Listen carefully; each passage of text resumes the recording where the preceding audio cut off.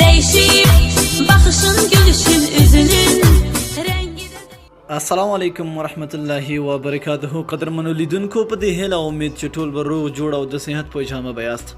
قدرمنو په نننۍ ویډیو کې ما تاسو ته داسې یو د کار اپلیکیشن راوړی دی چې خپله به ورته حیران شي. دوستانو لکه ګورئ څنګه زه ځمه وټساپ ته، چې کله هم زه وټساپ کې چیټینګ کوم اوس زه غواړم چې یوټیوب خلاص کړم یا فیسبوک خلاص کړم، خو چې زه د خپل وټساپ نه ونه وځم.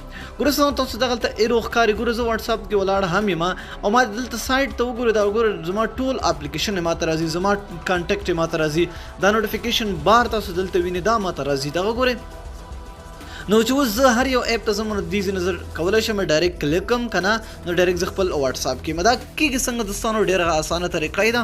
ډسکرپشن ته لاړ شئ، لینک پروت دی، په لینک باندې کلیک کړئ، اپلیکیشن ډاونلوډ او خپل موبایل کې انسټال کړئ. ورسره چې کله هم تاسو انسټال کړئ زه ډایرکټ ګورئ د دې ځای نه سیټینګ ته ځم. تاسو هم چې کله خلاص کړئ نو هغه به خلاص کړئ، تاسو ډایرکټ هم دلته سیټینګ ته راتلی شئ.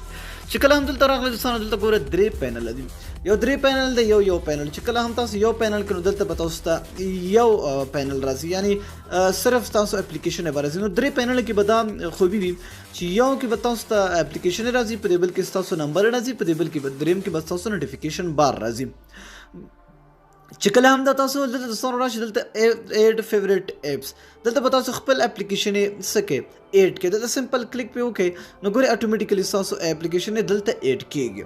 صحیح ده. تاسو اپونه اپلیټ کول دلته تاسو په دې دویم نمبر باندې خپل کنټاکټ کولی شئ، کنټاکټ ایډ کولی شئ. دلته په دې جمع باندې کلیک کړئ نو کوم کنټاکټ کوم نمبر چې تاسو غواړئ په هغې باندې کلیک کړئ نو تاسو به دلته په دې کنټاکټ کې راځي. د ګورو تاسو دلته بیک گراوند هم د دې چینج کولی شئ. بلر بیک گراوند ما ورکړی دی، ټرانسپرنټ بیک گراوند ما ورکړی دی د دې هغه دا کوم ایرو چې تاسو ته ښکاري. نو آیکن سیټینګ تاسو دلته کولی شئ، دا آیکن چې کوم تاسو ته ښکاري دا ټرانسپرنسي هم لګولی شئ، د سایز کمولی زیاتولی شئ، ګور ورکوټي او غټولی شي. سمه ده. دا چې دا ښي طرف ته ایښودل غواړئ رایټ طرف ته ایښودل غواړئ نو دا تاسو پورې ډیپینډ ده. صحیح ده. ما رایټ طرف ته ایښی دی. نو چې کله هم دا تاسو دا سیټینګ وکړو نو سمپل دلته راشئ، دا کوم اپشن چې دلته ښکاري تاسو به دلته آف آن کوئ. اوس ګوره آف شو. صحیح ده. سټاپ شو. چې کله چې دا هم آن کوئ نو دا به دلته تاسو ته آن کېږي. نو ضروري خپل موبایل کې انسټال کړئ دوستانو. ډېر خوندور او د کمال اپلیکیشن دی. نو دا نننۍ ویډیو که ویډیو مو خوښي وي حتما سره لایک کړئ. تر بیا بلې ویډیو د الله په امان په دعاګانو کې مې یاد ساتئ.